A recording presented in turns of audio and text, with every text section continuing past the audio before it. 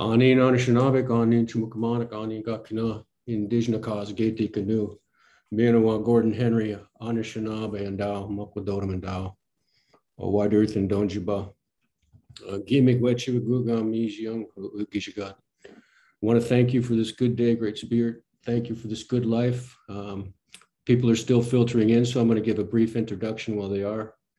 I want to welcome you all again, once again, to Unsettling Genealogies, another in our series of forums of a longer conference over the course of the past 3 or 4 weeks. We will have one more event tomorrow night. That event's in the program and flyers that have been sent out to participants.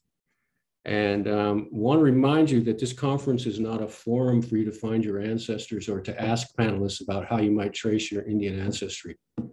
Your best bet is to do some work on your own, I would think, and contact some tribes directly. Some tribes are better about helping with that than others. There's a lot of resources out there. And also have to say the views and opinions expressed by individual speakers at the conference do not reflect the views of Michigan State University, its governing body, university administration, or the faculty, staff, and students of the university. Again, we have one more session scheduled for tomorrow afternoon. The time is a little different because we have some people from overseas, Europe, and so we had to schedule an earlier session at 3 p.m. Eastern for tomorrow. It's a great honor tonight for us to have our speaker, Serene Lawrence, the Chief Operating Officer for eighth generation. Serene is Loon Clan Anishinaabe from Red Cliff and Hopi.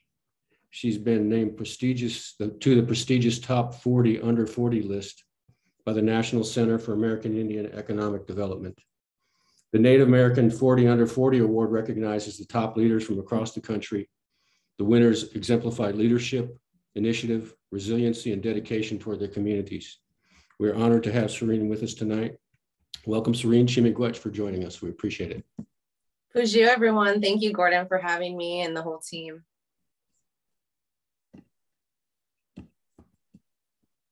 Okay, whenever you're ready, you can go ahead. Well, hello, everyone. It's great to be here. Thank you for watching and listening to the story I have to share. As Gordon mentioned, my name is Serene Lawrence. I am Ojibwe. My family's from the Red Cliff Band of Lake Superior, Ojibwe, up in Wisconsin. And my father's family are Hopi from down south in Arizona. My father's family is also Assiniboine, Dakota, from Montana. And I'm blessed to, come from a beautiful family of artists and creators. And currently I work as the Chief Operating Officer at 8th Generation, as Gordon mentioned. We are the fastest growing Native-owned company in the United States. I have been working there with the founder, who is an artist named Louis Gong, to build the company to become the first Native-owned company to create wool blankets in the United States on Native land, entirely done from beginning to end, all by Native people. So it's a real blessing to do the work that I do. Values-wise, experience-wise, I come from, the Minnesota Ojibwe community, and it has just been awesome to find my journey out here through education, work in education, to become a part of 8th Generation, because 8th Generation, our mission is to combat cultural appropriation, as well as inauthentic representation of Native people and Native artwork. So my story to share that I've been asked to share about is this discovery I had made last year at the end of 2020. An article came out in Crosscut, which is an online local Washington-based news outlet that published a story, and the headline was something like Whidbey Island whitewashes Native history. And being somebody that's very, passionate and interested in Native affairs and Native communities, Certainly like land reclamation and language revitalization, all these good things for Native people. I was so excited. I love to learn. I'm always reading. So I was excited to read this article that I thought was about, acknowledgements of Native people and Native history here in Washington state, which of course, all around the nation, they need to do better at. So I clicked on this article. It was this hiker's story about going to Whidbey Island and seeing no acknowledgement of Native peoples and Native history at all, which I, of course, agree with. At the bottom of the article, however, I realized that the author was named Claudia Lawrence, and she had this picture next to her bio. So of course, I saw this person's face, and it became clear to me that this was actually somebody my father had once married back in the early 90s. This woman who technically was my stepmother for many years, but I had never known her to be anything but a white woman. And of course, no shade on white people, but it's just, that's what I knew this person as. And that was fine. And we had an okay relationship. And my father ended up passing away in 2007 from cancer, which was the last time I saw this woman, Claudia Lawrence. So it had been many years up until 2020 when I was finding myself reading an article in Washington that apparently had been written by her. But the weirdest thing about it was that she said in her bio that she was Native American. And after so many years of knowing this woman for my whole life intimately, I was just knew that there's no way that there's someone like my stepmother in my life who's Native that I didn't know about it.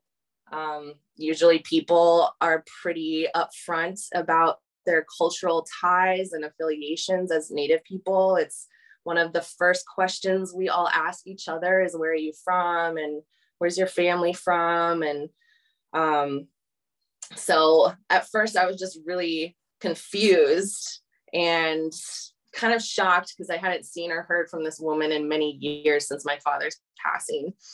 And so I Googled her, and I've come to find out that she was also appointed a cohort position within a local Seattle organization that is committed to fostering the next group of Native women leaders through a program that includes lots of work, community-based work and research, all to benefit, Native people and young professionals that are Native. And so I was Googling her, and I found another bio about how she had joined this cohort. It was put on by Native Action Network, which is another organization that I know and love here in Seattle. They do amazing work. The leadership there is awesome. It's women-led. And so I just feel like I really knew these people. Being that we were Native-led organizations in the same city, we had given a lot of support back and forth to each other for many years. And so as I was reading this woman, Claudia Lawrence, my former stepmother's bio on their website, she had this picture of herself in a huge wide-brimmed hat and dentalium earrings and 2 braids, just looking just very like cliche a little bit.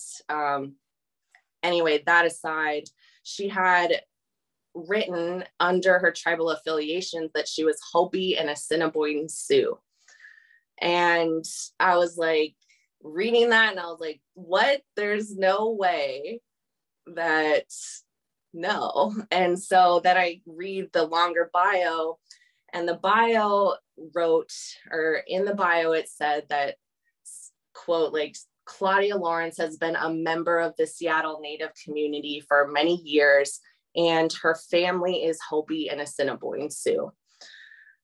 That was at the start of a very lengthy bio that included mention of her work doing like community organizing and working at the University of Washington. She claimed in that bio that she had led the Native student organization at the University of Washington here in Seattle.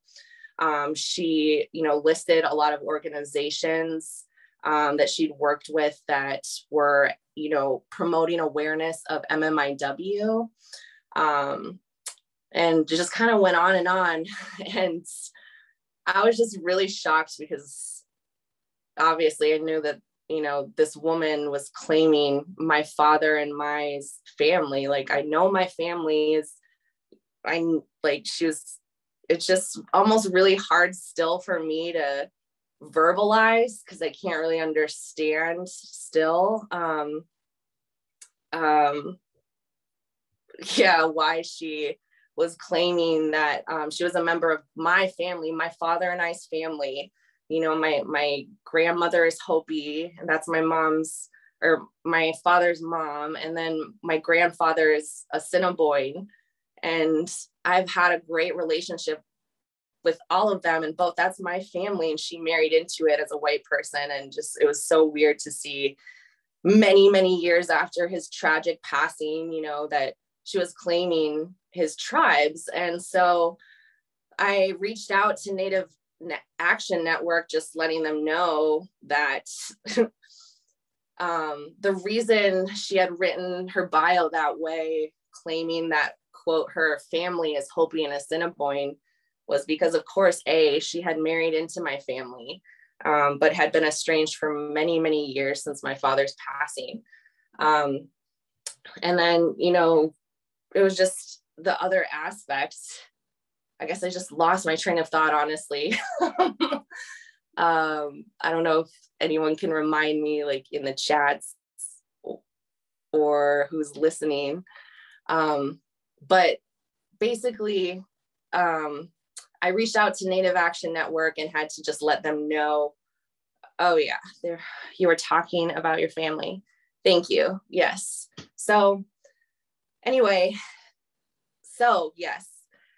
Thank you for the reminders, everyone. So basically, not only had she married into my family, but she actually did have 2 sons with my father.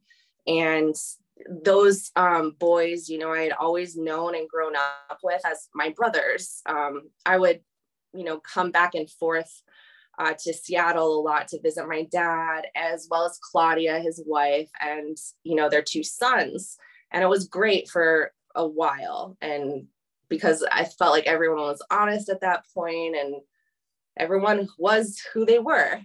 So like fast forward 20 years, I'm reaching out to Native Action Network, letting them know that she's saying that her family is Hopi and Assiniboine because she had 2 sons with my father. And that was really misleading. That whole organization, who have very limited, resources and spots available for budding Indigenous leaders all around Washington. It's a beautiful thing what they're doing. They have limited spots for this educational program, and she was taking up one of them under a false identity and was lying to everybody there. It just really, seemed like a shame, because I know other folks who could have taken those seats and benefited from those resources. Apart from finding that out, another person sent me an article that Claudia had recently written in the New York Times. It was an op-ed piece that came out right after Deb Haaland's appointment, which was a historic, joyous moment for Indian country. And she had basically taken up the space in the New York Times to speak on Deb Haaland's appointment from the Native perspective as a white woman. However, she was just lying to the New York Times and then let them know that she was Native American. So the reason why she got through any vetting process on the New York Times level is still a mystery to me. A piece and part of it was because she had listed that she was a member of the Native American Journalist Association as well.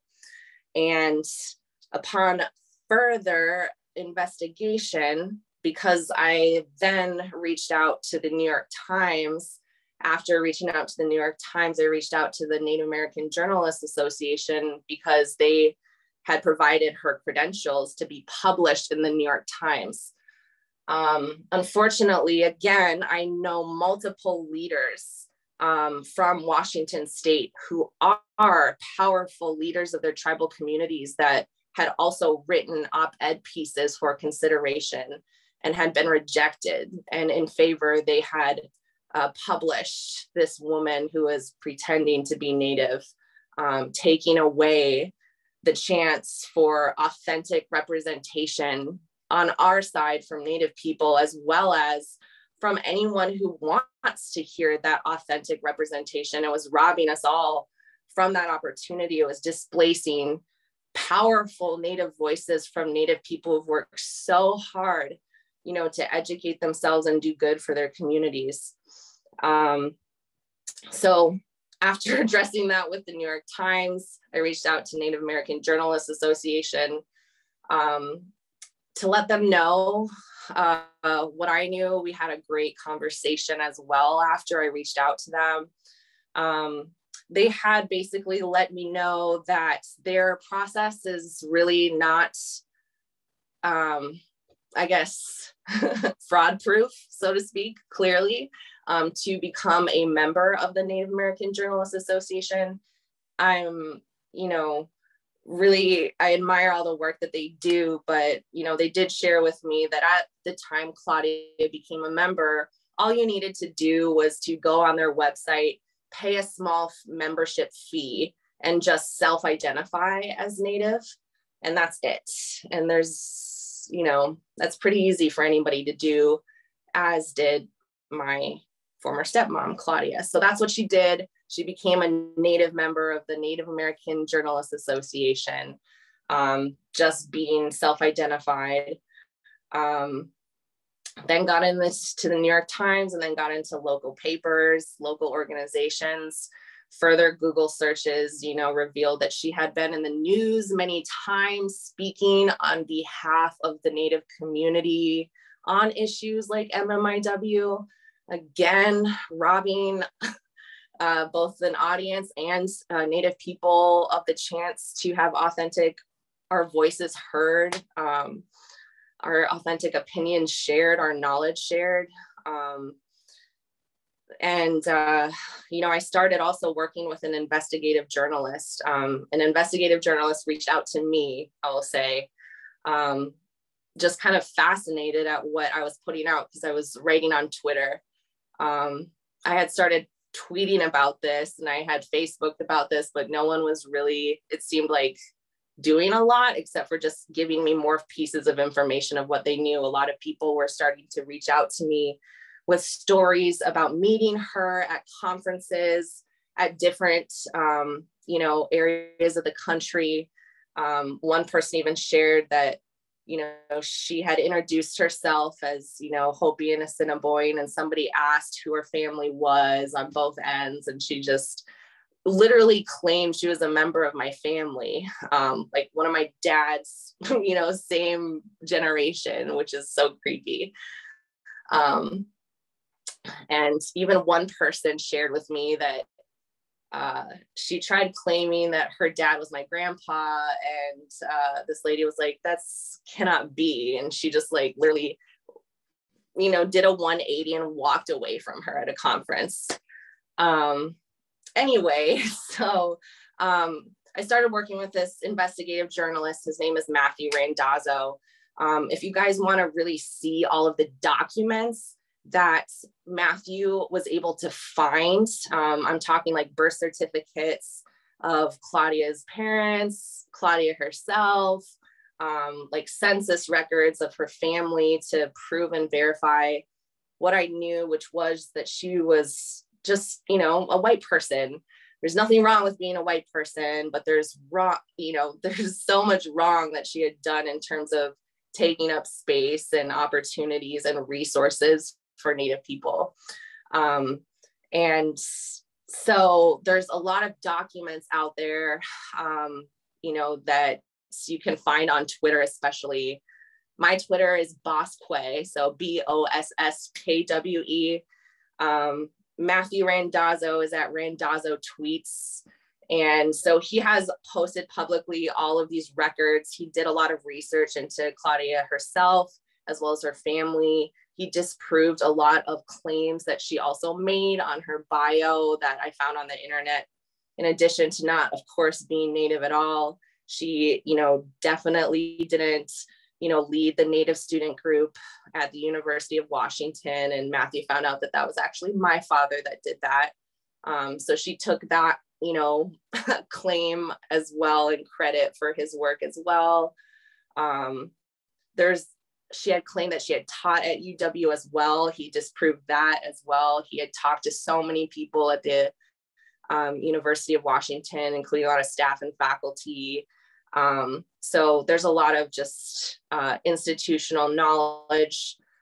Also, apart from that, it's unfortunate, but I'll share that it was really hard for me to get people to believe me as I was bringing this information to light. And that was a real, just a really hard thing for me to deal with, on top of, there was a lot of emotions tied to it for myself. It was pretty surprising when I reached out to Crosscut, as well as the New York Times, as well as the Native American Journalists Association, how skeptical they were. You know, they, maybe to their credit, wanted to give her the benefit of the doubt, and they wanted to do all three of those associations and papers did their own investigative research, which honestly dragged on for about a month. After me bringing this information to light, even with all of the documents that Matthew Randazzo had found, they still took a month to do their own investigation, to conduct, you know, interviews with people as though like I was lying. And I really just, it was awful. I didn't appreciate that. It felt so embarrassing, of course. So embarrassing for me to even share the last name she does, especially because she lives in Seattle as well. So, you know, I've done so much, you know, as a Native person to get to where I have, and, you know, make a name for this company that I create, the artists that we work with. We're all about, you know, promoting authentic representation and reclaiming the market for Native artwork. It's more than just a company. It's a social justice movement with a lot of morals tied to it. And even though, you know, I was embarrassed to have this person be a part of my family that I was revealing had lied to a lot of people, I just really couldn't stand to see the inauthentic representation that was happening, the displacement of very worthy, deserving individuals who I really know and respect, that had been displaced by her. It's just really a part of why I do the work that I do and why I'm so passionate about it. And it's just really crazy to even understand why someone would think that they could get away with this. But, you know, it's clearly something that happens a lot, as, you know, especially Jacqueline Keeler is really taking the lead in a lot of hits in exposing just how widespread this phenomena is. I appreciate that work. And I appreciate you all for listening to my story. So I'd be happy to answer any questions that you guys may have.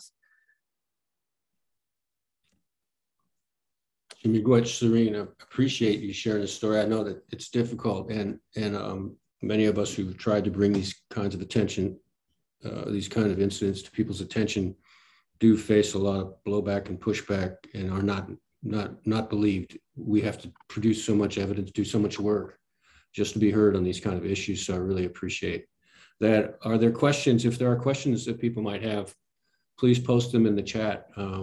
There's a lot of things coming up, or not in the chat, but the Q&A, excuse me.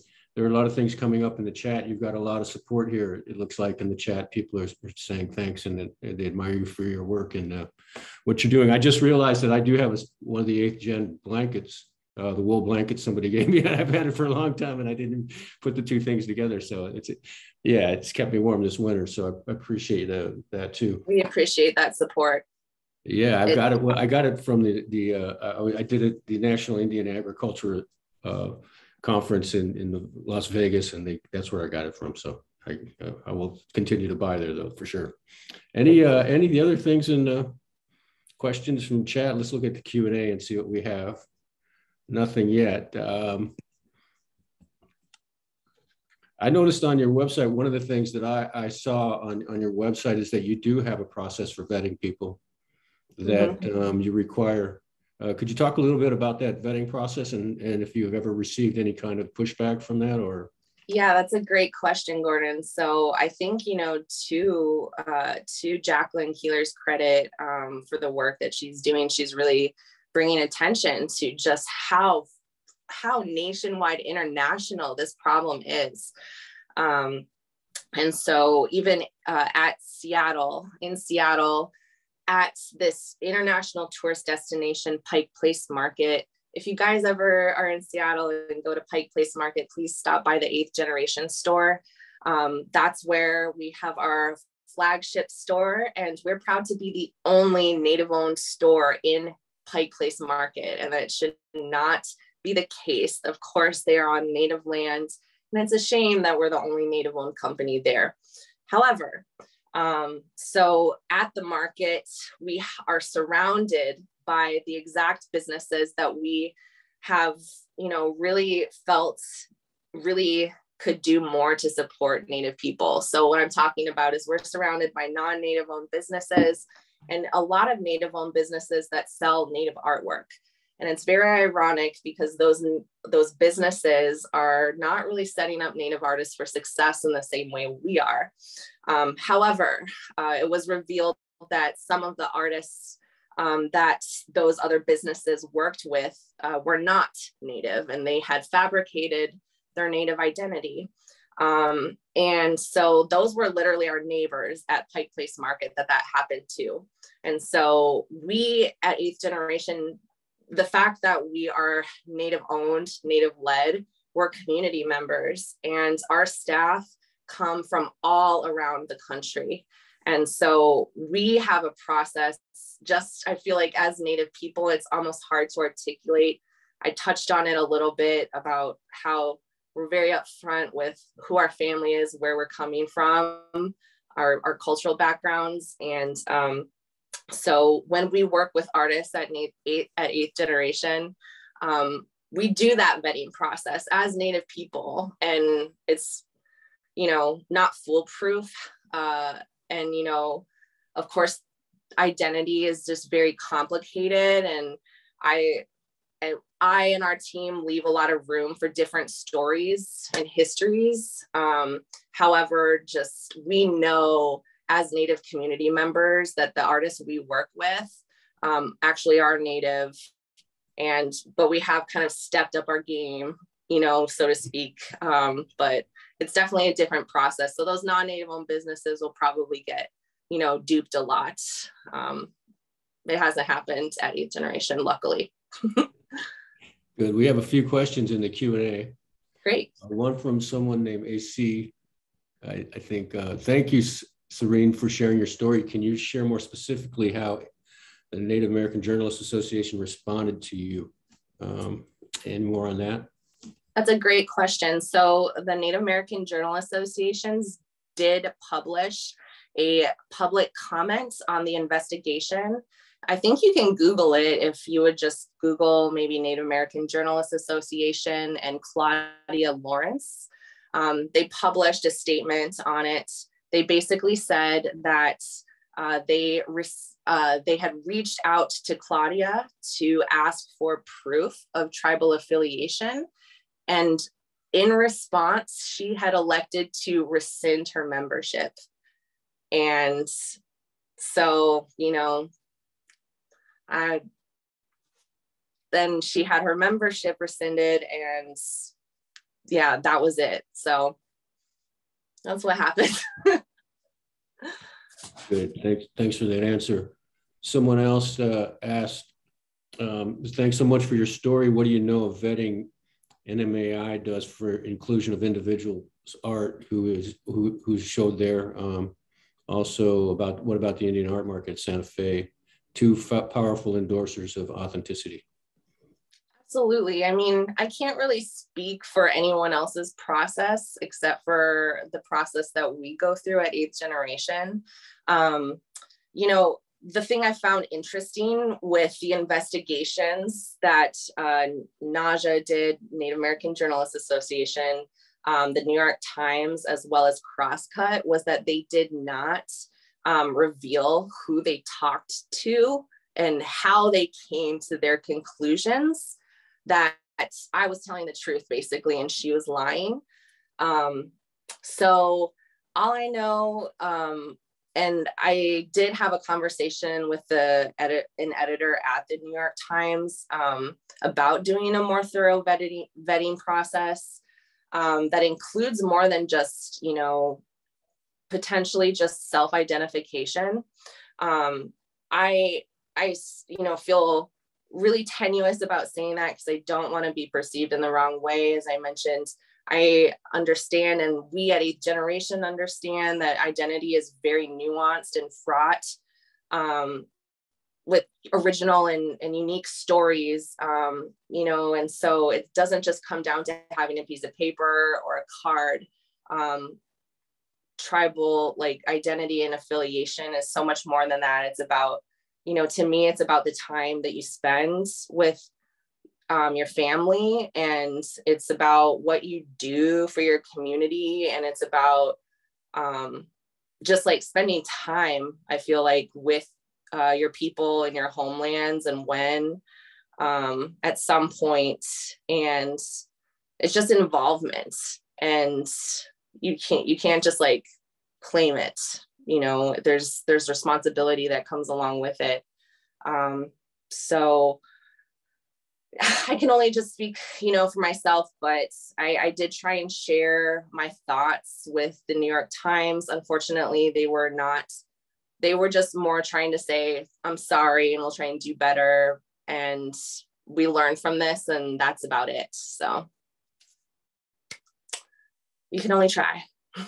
Yeah, good. Thank you for that as well. It's just kind of amazing to me that somebody can get into the New York Times so quickly and so, you know, rapidly, when some people working in Indian country for, you know, 30, 40, 50 years can't get to that kind of venue to have their voices heard or to say anything. So that's what's remarkable about this. I mean, I don't know how that works with the pretenders, you know, fraud. She literally displaced a woman tribal leader from Washington State who had written an op-ed for consideration for the same space. And somehow this white woman, based on just self-identification, you know, took that opportunity away from her and from everyone to learn.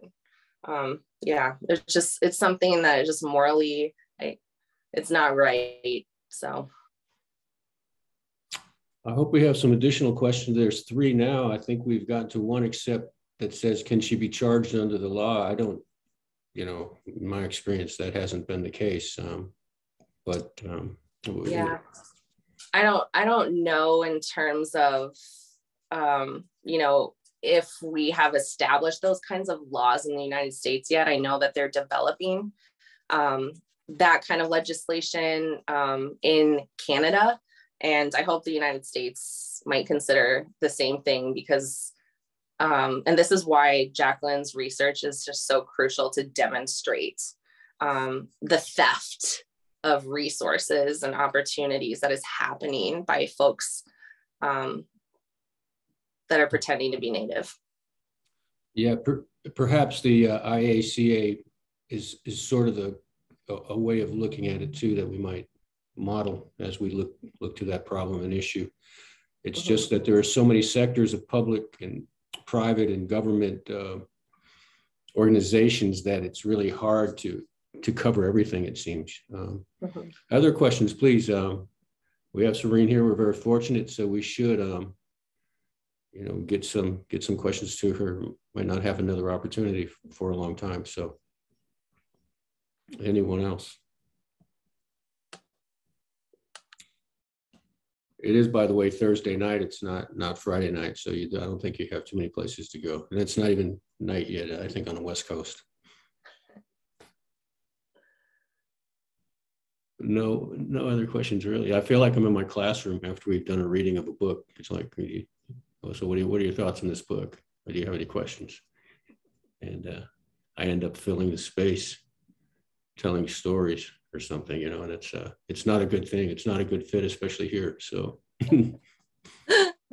hey, Gordon, at least you created the space, and I'm grateful for everyone who's still, listening and had tuned in. Yeah, I appreciate you. It's a healing process also for me, because this has been a hard. It's hard on people to tell the truth sometimes, surprisingly hard. Yes. Well, I'll just scroll through the chat since nobody's using the Q&A and just tell you what people are saying. Okay. What would you like to see happen? My colleague Liana says, in this case, we can think of different things. Have you responded, ACS again, have you responded to Claudia at all? I mean, has there been any communication that way? I don't know, maybe it's too personal to no, yeah, I think that's interesting question, because I did not hear from Claudia at all. She did not try and reach out. And to my knowledge, she did not acknowledge any reporters' outreach. Many journalists have asked me for her contact information, and we have heard nothing. And she went radio silent for about 3 months online, and then resumed activities and posting as normal. Of course, removing like any credit she had on her Facebook profile of working with Naja. And the articles are still posted. So that's one thing I had wished would have happened, was to have all of those articles that she had been published redacted. I would have loved that to happen. It would have been great to have had a little bit, more acknowledgement from some folks, that had, contributed to the revelations of her identity. There's a lot of people that I felt like were just kind of scared and didn't want to publicly comment or say anything. So those are just a kind of a few thoughts that I was left with after the outcome. Ideally, I would have loved to have an article published, honestly, about it potentially. There was never really an article published. So the articles that she wrote are still up, but there's no real story on it. And I feel like there's a lot to learn potentially. So that may come down to myself having to write it. And, I guess I'll just have to go to some therapy, because it's just fraught with emotion for me. And it was just a hard year. So perhaps there's somebody here listening too that might be able to help you with that article if you're interested. Yeah. Let's hope that gets done. It points to one of the problems too, that once the article by a fraud or pretendian is out there, or once the book by them is out there, you can't bring it back from the library and catch every news article reader or library reader, and it's very difficult. We have another question from Aragon Star, the playwright, wonderful playwright. How can we support your efforts to deal with identity frauds? Is social media the best method? Boycotts? And she says, I support you, exclamation point. Oh, that's awesome. I really appreciate that. You know, I think that I always say like elevating folks' stories and voices, or, you know, supporting the work of Jacqueline, I think is really important right now. Acknowledging, you know, that having these hard discussions with your friends or your family, like online or in conversation, I think can be very educational, and you can have some brevity about it. You know, you can just feel like, man, these people are crazy, right? And hear about this crazy story I heard. And just talking about it educates people around you, and hopefully that, you know, those people keep on having those kind of discussions. I think it's important to see these examples come out. And then having them all collected in one space just really reveals such a bigger picture and a powerful picture. So other than that, you know, just treading lightly, I would say, in terms of like identity work, it's so hard, I know, because a lot of folks want, and, you know, maybe it's also a cultural practice to believe people and try and take them at their word. Especially when they self-identify. And I think that is how it just naturally feels good to interact with people. That's just who we are as Native people. We try and respect each other and be honest, like live true to our values, and respect what people tell us.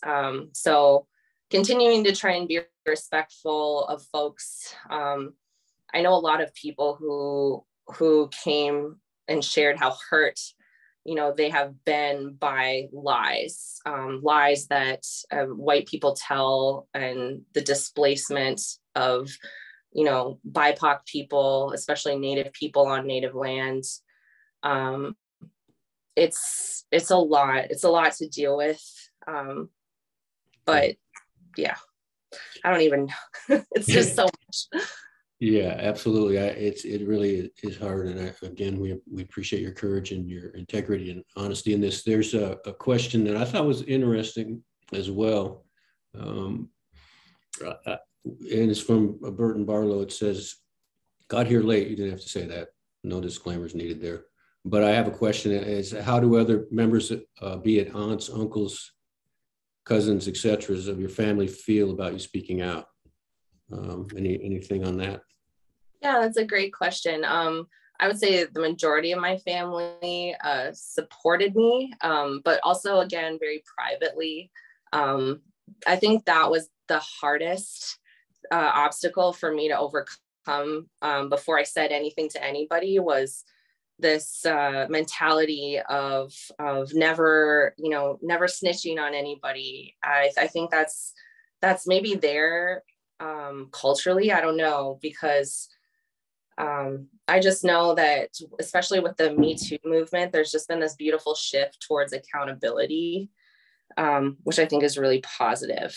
And then I forget the question. Can you remind me of the question? How did your family members react? Uncles, oh yeah, cousins, the family. Yeah. So the majority of them supported me, but it was very quiet. I think people are very scared to speak up negative about anybody. And then there were some members of my family that really chastised me for that. I think some people are very, maybe ride or die, as they say, or I don't even know, but it doesn't make sense to me. Yeah. I try and value the truth, that some of those values that, were passed down to me through, our family and our traditions, is that commitment towards truth. That's what I stand for personally and professionally.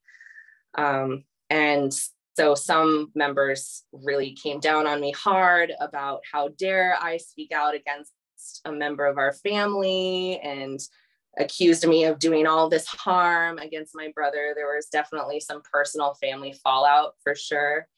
I had, this is way probably too much TMI, but learned when I was working with the Investigative Journalist, that one of my brothers was in fact not my brother. And it's just, it was a lot, like a lot of information coming out that was very like shocking, horrifying, embarrassing, unjust.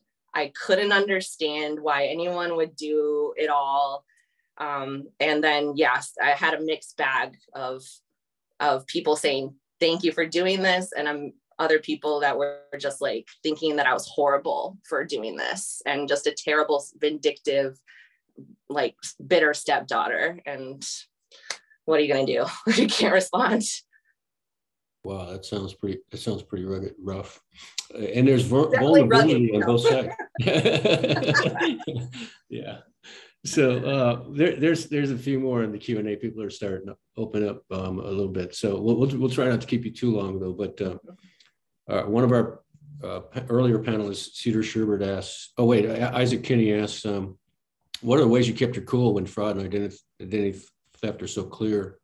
That's for first part of it. And what are some of the ways to shift narratives for companies, academia, and governments who want to prevent pretendians?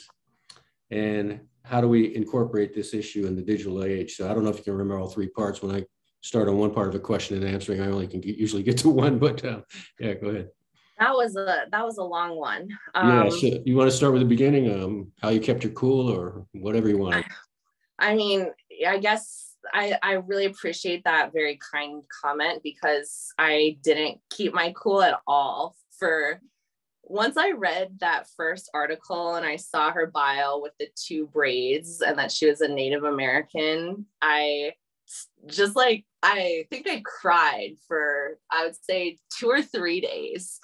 It was just so much. It brought up a lot of stuff, and I was just horrified. I was horrified that somebody would lie like that, who's carrying my father's last name, my last name. We're both referred to as Miss Lawrence, which I absolutely detest. So I didn't keep my cool for a long time. And there were many times I was screaming in my car, just driving somewhere, just like, why? Like, why would anybody do this? Because I also felt angry that I had to even say anything or even think about this person. I am a very hardworking, busy person, and that's already a lot to deal with growing this business that we have and doing right by Native artists. And so it just was too much psychologically. And it was a really rough year, a really rough time. So thank you for even thinking that I kept my cool.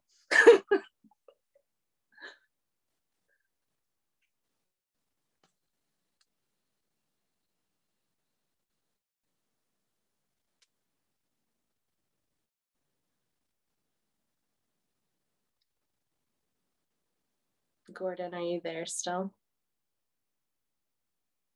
Yeah. The second parts of those questions, how do we shift the narratives of companies, academia, and governments? I think you're doing that in some ways with your business that you're working with. And but I don't have any idea personally how to incorporate this issue in the new digital age, unless there's some kind of big Indian data project that we could use to help with this. But I do have an idea, though, that I'll share with everyone. Touching on the American Indian Arts and Crafts Act needing to be potentially amended and updated to address these contemporary issues we're facing now with identity theft, as well as in the digital age, basically making sure that we do right by artists. Before, when that legislation was developed, it was a long time ago, in terms of technological advancement. And so, one thought about how do we incorporate what these lessons we're learning into the digital age is I would love to, see, one thing I see as someone who runs a small business is that we are displaced in terms of digital space and by lack of resources. So one specific example from the company I'm in is we sell wool blankets. That is our whole thing, is that we always work with Native artists to create our wool blankets. And so something that we've realized is that non-Native owned companies like Pendleton, like Hudson Bay, will have these resources that we do not as a Native owned company to buy, you know, SEO optimization, keywords that make a huge difference in where and how consumers can find a company like 8th Generation, which is Native owned and which does always have authentic art on our products. And so in terms of like, there's these loopholes we're all starting to see. You know, we're talking about, one is just like identity theft. And then just, you know, sharing another example I see of how the Arts and Crafts Act really just hasn't kept up with the digital age. And so I would love to see like some barrier for non-Native owned companies like Pendleton to be able to buy keywords such as like Indian blankets and Native American blankets, which they have, that displace, you know, real Native people and Native owned businesses. And so that's just one example, and it's some food for thought. That's a great idea. Just having those keywords sort of transformed to refer more to Indian-owned businesses and artists who are Native, for sure. Yeah, there's a few more. Again, we'll try not to keep you too long. I think our contract says we have you for about an hour, and then after that, we'll figure out. But I guess I'll leave it up to the people in the audience as well. So Cedar Sherbert, who was one of our earlier panelists and experienced some real difficult situations, that's putting it mildly, with the Pretendian, asked the question, looking back on your youth, were there incidents in your shared past that foreshadow what Claudia eventually did? The character personality issues of these people is central to this phenomenon, needs to be examined, perhaps. Thanks, Cedar says as well. Yeah, I definitely feel like there was some ambiguity that I felt always. And up until the moment I saw that she had put in black and white that she was Native American, where she made herself look very Native always. And so I almost, it's sad to say, but I almost second guessed myself too when I was older and I realized what she was doing, is I was like, well, could she be Native? You know, and that's again, just like me having like an open heart, and just wanting to kind of see the best in people. However, and just knowing, you know, like people have so many different stories and ways they're connected to their culture or coming back to their culture, which is also very valid, or were cut off from their culture. So of course I was just like, for a long time, I was just like, God, she could be Native. And I was like, but she's definitely not Hopi and Assiniboine. And that is all that she was putting out there online. And so it's just like, there's just no way she's Hopi and Assiniboine. So something's off. And then of course, when I worked with the Investigative Journalist, we had uncovered a lot of things that had happened in the past where it seemed like she had just obviously a pattern over many years of pretending to be Native, identifying herself as Native publicly in the news. And so it definitely was like this almost a lifelong pattern. And it's crazy because I think the Investigative Journalist even reached out to one of her family members, you know, and they confirmed that she's definitely not Native, but it's like at some point in her life, I don't know why, she just decided she wanted to be Native. And there's all these other things that I can't even go into, like it's hearsay. And when my father's not here, it's even more difficult to make sense of it. Excellent. Thanks for that. There's a couple more one's about the term Indigenous. It's by an anonymous attendee. I didn't know we had those, but I guess we do. It's been my experience that the term Indigenous, along with the 2010 and 2020 census, creates erasure. Indigenous is a globalized term that is only an adjective, not a noun. What's your thought on the way Indigenous is sort of played into this somehow, perhaps? I definitely hear, and I've loved like learning from the discussions that are happening right now around the term Indigenous. I learn a lot from everyone, and I appreciate that person's comments. I think obviously Indigenous is not accurate for anybody. It definitely, I agree, is an adjective, but it's not an accurate. It doesn't mean a whole lot, but of course, everyone, really should be self-identifying. Well, maybe not self-identifying, but identifying themselves by their tribal communities. And that's really who you are. It's like, I wouldn't call myself Indigenous. I'm Hopi and I'm Ojibwe. And so, but I do understand also how in some instances, the term Indigenous can be somewhat useful in kind of a blanket term. And so I just kind of want to say, just kind of understand both sides of the argument. I appreciate learning so much. So thank you for that. If anyone has any other comments and thoughts on that, I'd love to hear them. Here's the last question I think we'll look at. I'm with you. I think sometimes the questions really are for all of us, because then we all sort of have to process what our responses might be and how we might deal with that same question, and how we negotiate or work through that term. I find it a little bit troubling as well. I mean, sometimes even blanket terms like Anishinaabe or Ojibwe don't speak enough to communities that people are directly from. So people will put that as identifier, and then, or Cherokee, and, so universities, publishers accept it, and they don't say, well, which Cherokee community or family, or which Anishinaabe community, you know what I mean? So it's a difficult thing to get to the roots of some of these as well, but yeah. So this one's tougher. Yeah, go ahead. Wait, one last thought on that is that I think what related that terminology really bothers me is Native American, because Native American was the cultural affiliation Claudia used in Crosscut and the New York Times. And I was trying to tell them Native American doesn't mean anything. Like, what does that mean? You guys didn't ask. And so just, I wanted to make that similarity. Yeah, absolutely. Those broader terms are always a little bit harder for people to reach into and explore a bit, I guess. So this one's a little bit, I know it's really long, so I'm just going to read it. It talks about Jacqueline's work a little bit, and talks about some of the blowback she's gotten from that, from her research.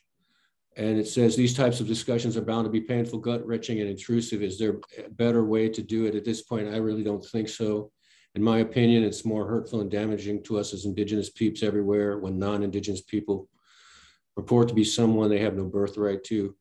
It's particularly damaging that those like me who are still visibly Indigenous. The question I always come back to is, why would someone even want to be Indigenous when we're the most marginalized people in the land? That's the big. Yeah. Obviously it's sometimes people want to just have that profit and that glory without going through all the hardships, right?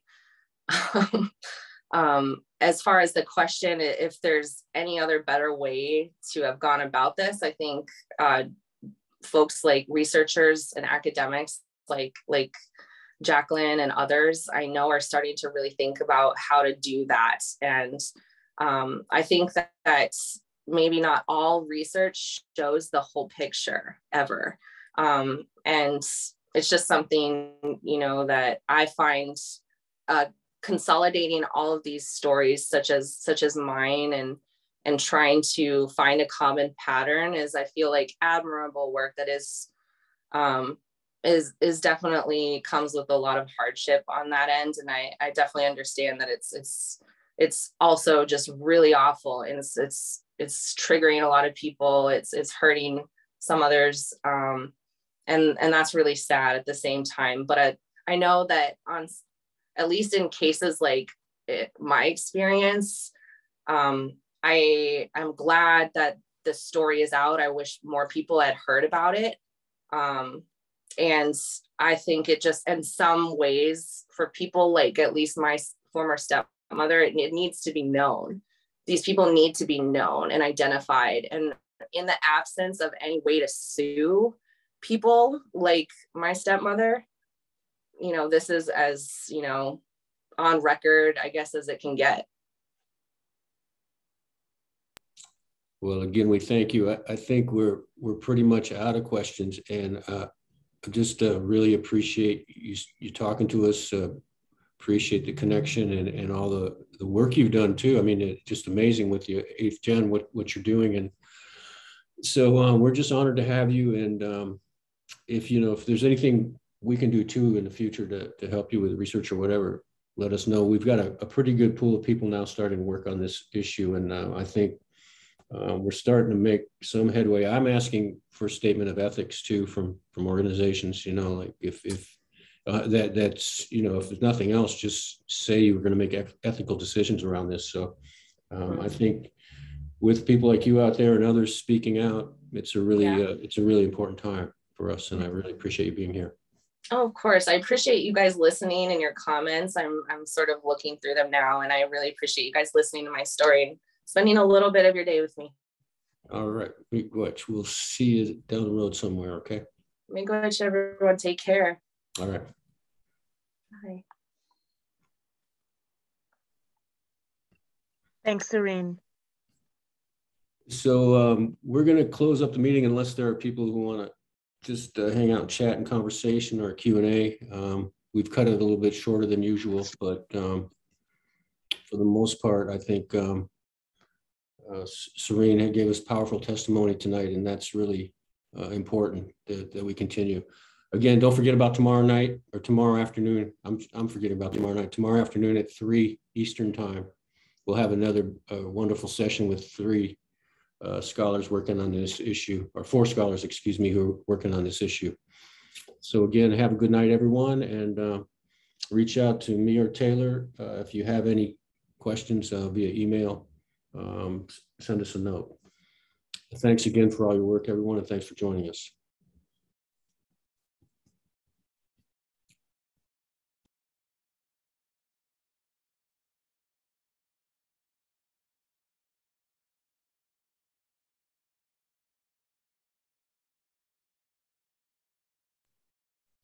You still in, Liana? Yep. All right. You want to just hang out for a bit and Yeah, it should only take a minute for folks to people filter out. Mm-hmm. See you, Robin. I don't know, Robin. Is Robin a friend of yours? Yeah. Who else do we have left? Ricardo's here, James, Claire, Christine. Ricardo, you ready to go tomorrow night? He's probably not listening. Okay. He might be. I bet he is. Give him a second. Ricardo? We're down to 6. Yeah, the James and Christine are still on their way out. Okay. Christine. We may need to, and someone else just joined. We may need to go to the other room, and okay. I can send a link. Okay, sounds good. Let's do that. All right, so you can shut it down. Will do. All right, I'm okay. going to end this meeting. Night.